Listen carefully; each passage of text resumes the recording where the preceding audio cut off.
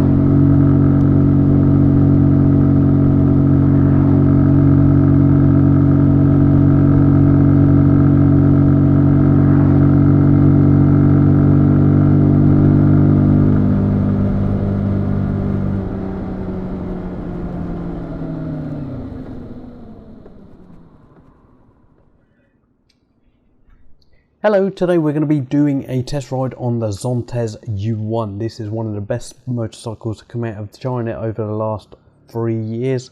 So we're going to go through the spec a little bit. I'm going to talk through the first part of this video, and then afterwards I will be quiet so that you can hear what the bike actually sounds like going around the block. Now this bike comes out at £3,499 plus £150 OTR. The prices have gone up slightly recently, but it's the same with everybody. Everybody's prices have gone up because of all the different costs related to bringing a motorcycle into the country have gone up completely. So Miss Theresa May, get your fingers out of your butt and sort out the economy. But anyway, I digress. Let's get on with this. So this bike produces 10.8 kilowatts, and that is the equivalent to 14.48 horsepower at 8,500 rpm or 13 newton meters of torque at 7,000 rpm. This bike does boast some nice features that don't commonly come with Japanese I'll get a slap for that one. Don't commonly come with Chinese motorcycles. By law, a 125cc has to either have combined braking or ABS. This bike has ABS. It does come with 2 maps, and it does come with Zontes' own engine that they produce. Most other Chinese motorcycles don't have the engine produced by the manufacturer. They usually get somebody else to produce it, and it's normally a copy of an older Japanese bike. Now it is water cooled, and it is petrol. Obviously this bike should do over 100 miles to the gallon, and it's got a 12.5 litre tank. If my maths are right, which they probably aren't, but if we work it out to 3 gallons, that means that you should be getting over 375 miles to the tank. So in theory you should be doing your first service before you actually refill the tank. Another good item on this is it does come with a 6-speed slipper clutch transmission on this one, and that just means that you're going to get a smoother ride. It comes with a Bosch ABS system. It comes with a Bosch ABS system and a Bosch injection system. Again, this is something that you would find on a Japanese motorcycle. Seat height on this is quite high, 780mm. This is one of the higher ones out of the Chinese market, or all 125cc's. So if you're really small, you may have a little bit of a problem putting your leg over this one. But I've seen very small people ride very big bikes, so it doesn't always mean that you can't ride it. That's the spec. So what does this actually mean when you're riding the bike? The ride is comfortable. Quite a lot of people, if you look on the forums, are going to tell you that this is a nice bike to ride. Really and truthfully, we've sold quite a few of them, and I've never had any major issues with any of these. Spark plugs is one thing that is an issue. This engine is quite high temperature engine, and because of the Euro 5 fuel burns a little bit hotter, Euro 10 fuel, sorry, burns a little bit hotter than standard. Sometimes you get it overwhelming the plugs on this.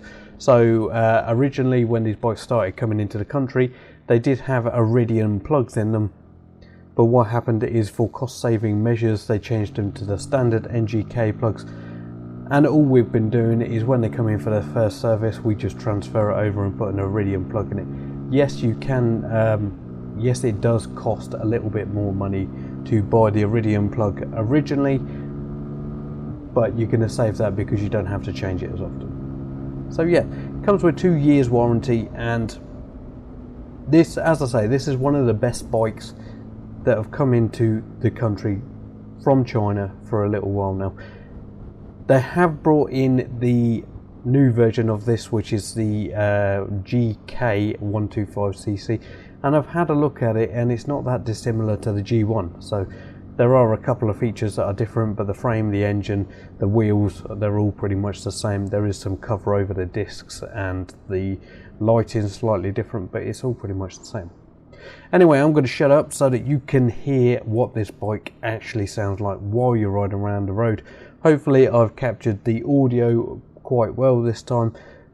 I'm always trying to make things better. If anybody's got any suggestions on how I can make that audio better without spending too much money, because remember, I don't actually earn that much money from this channel.